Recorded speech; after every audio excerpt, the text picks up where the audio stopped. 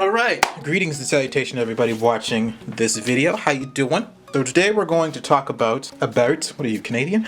Today we're going to talk about the pin downs and the swaggers from Jconcepts. This is after about 10 packs roughly of usage on these tires. Some of it has been on AstroTurf and some of it has been on carpet, which I believe is what they say they are. They are both a carpet and AstroTurf tire. My thoughts, they are a heck of a lot better than the, I don't think I still have it, but I ran the prototype versions of these. They were handouts that Jconcepts was hosting at my local track, and the prototypes are terrible. You needed a new set after every heat, for sure. So they're not like that. Like I said, I've had about 10 packs through these things, and they still look pretty good. They need to be replaced right about now. Yeah, but even at the current tire wear, even the way that they currently look, they still provide a great amount of steering and traction with the setup that I have running on carpet. And actually with the front wing, it actually had too much steering. I had to take the wing off. The only thing with the rear is that it was skipping. It was kind of sliding when you put on brakes. And so, if you could replace the rear, but then you probably would be pushing.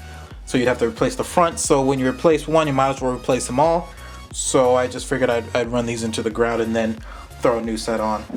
So even at the height that they are, I still was able to pull some pretty decent lap times. At least I felt it. They didn't have the lap timer on, and even if they did, I don't have the transponder in this guy.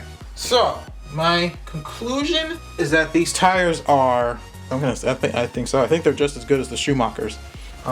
In the wear department for sure. Cost department, not so much. The Schumachers haven't beat.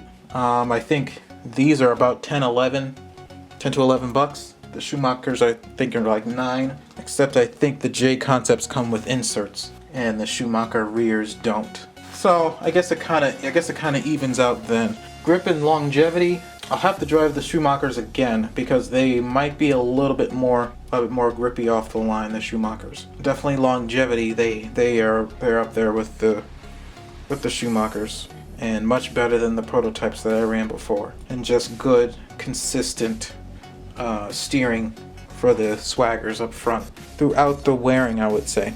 So, good tire. If you're willing to spend the extra money, I'd say give them a try if you are currently using Schumachers. Okay, thank you guys for watching this, and I will see you guys next week or at the track.